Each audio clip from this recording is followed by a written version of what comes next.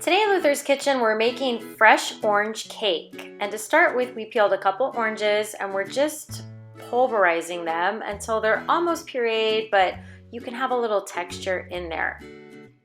Now we're going to cream together some butter and sugar, and you want to make sure you're using unsalted butter that's at room temperature so that your butter sugar mixture becomes super light, white, and fluffy.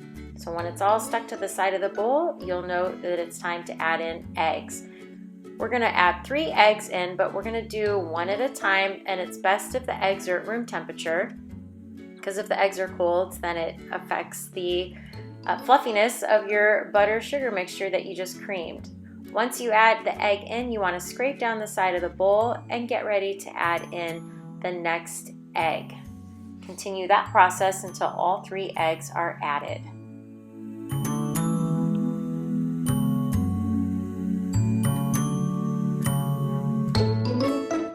Now it's time to add that orange mixture. I don't want to call it juice because there's pulp and pith and lots of flesh in there. We're also going to put in a couple teaspoons of orange zest.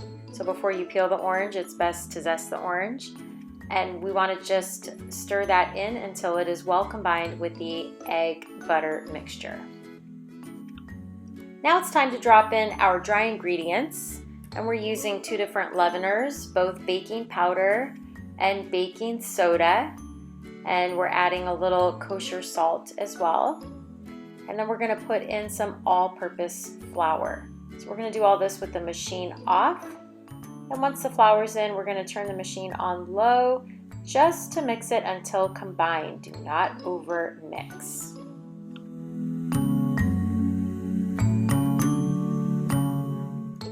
Good habit to get into, and that is scraping down the side of the bowl to make sure you don't have any butter chunks left behind or dry patches of flour. And now you want to prepare a pan. Now we're using 2 small bundt pans, or you could use 1 large 10-inch bundt pan. It just looks pretty in a bundt pan, this particular cake. So you want to make sure you spray it really well with some nonstick spray, or you can use butter and some flour to make sure you get the cake out once the cake is baked. Preheat your oven to 350 degrees and carefully get all your batter into your bundt pan. Because we made 2 small bundt pans, these baked in about 25 minutes, but in 1 large 10-inch bundt pan, it's going to take about 55 to 60 minutes. And you'll know it's done when you insert a toothpick in the center and it comes out clean or with crumbs.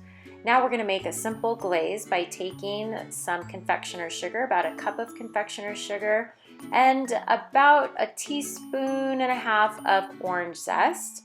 And to that we're going to add some fresh orange juice from that same orange.